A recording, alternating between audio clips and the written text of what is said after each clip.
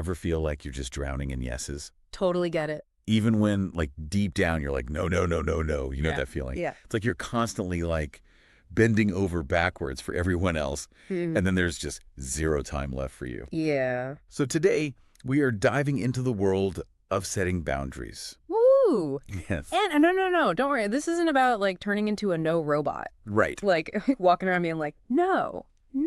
Exactly. It's really more about finding that sweet spot, right? Yes. Where you can honor your own needs. Yes. But also still nurture all those, like, important relationships in your life. Exactly. It's so important. And this is such a common thing. People come to me all the time struggling with this. Like you said, they're saying yes to everything. They're feeling burned out, resentful. And honestly, a lot of people, they think setting boundaries is selfish. Yeah. But you know what? Research shows the exact opposite. Really? Yeah. Setting those clear boundaries is actually linked to lower levels of the stress hormone, cortisol. Oh, okay. Less stress, Yeah. healthier you. That's what we want, right? Yeah. I mean, sign me up, less stress, I'm there. Right. But how do we actually, like, put this into practice? Because sometimes saying no, Yeah, it's hard. it's just plain awkward. It is. It is. You know, it really all starts with, communication. Clear, direct communication. Let's say you're lending money to a friend.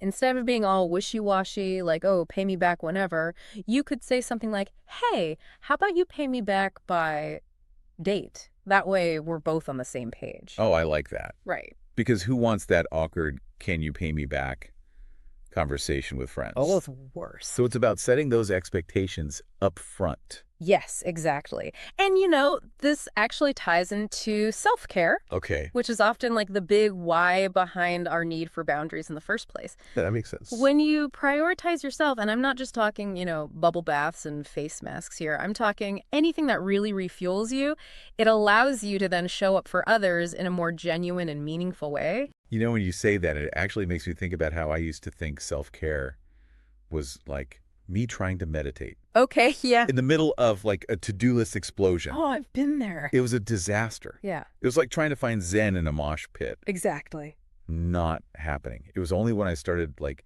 actually setting boundaries, like no work calls after 7 p.m. Yeah. that I actually finally found the headspace to be like, okay, now I can relax Right. and recharge. And you know what? What's that? It made me a better friend, a better partner, just all around. Yeah. Because I wasn't running on empty anymore. It's amazing, isn't it, how that works? It is. But here's where a lot of people, they stumble. Where's that? Guilt.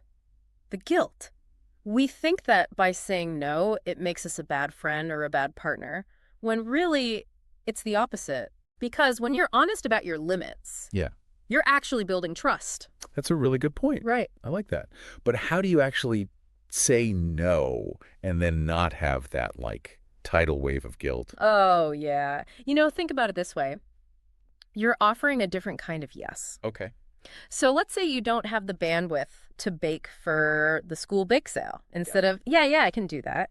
You try, you know what? I can't bake right now, but I would be happy to, I don't know, help set up or donate some supplies. Oh, I like that. Or, I really appreciate you thinking of me, but I'm swamped. Maybe so-and-so might be available. It was about like offering alternatives, suggesting other solutions. Exactly. I like it. Yeah. Because it's not just a flat out no, Right. but you're showing that you're still supportive. Exactly. You're still there for them.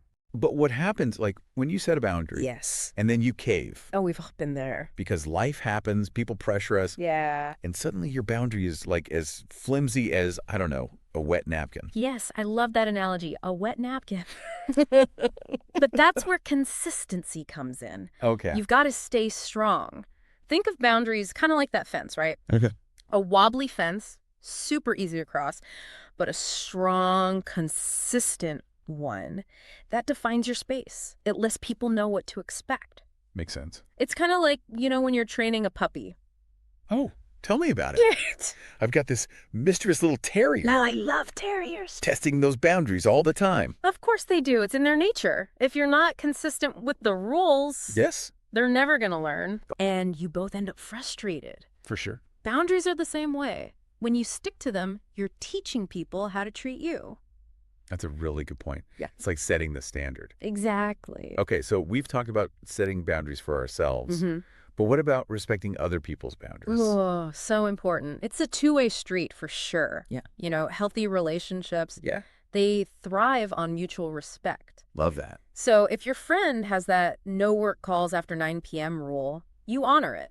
That shows you value their time, their well-being, Totally. and it creates that ripple effect. Okay, I like that. Explain that a little bit more. So when you respect their boundaries, guess what? They're more likely to respect yours. So it's like this culture of like consideration Exactly, exactly. where everyone feels heard and respected. Yes, yes. So powerful. So as we wrap up, I actually have a little challenge for you. Oh, I love a good challenge. What is one boundary, Right. and it can be super small, Okay. that you can set this week? Love it. Maybe it's saying no to just one extra thing on your plate. Maybe it's turning off your work notifications Yes. after dinner, Yes. or carving out just 30 minutes for a little me time.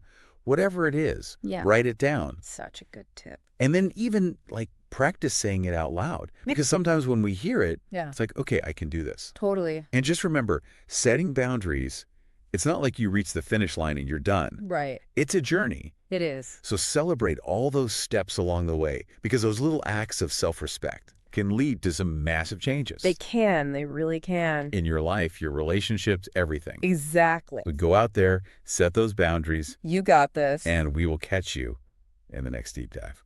See you then.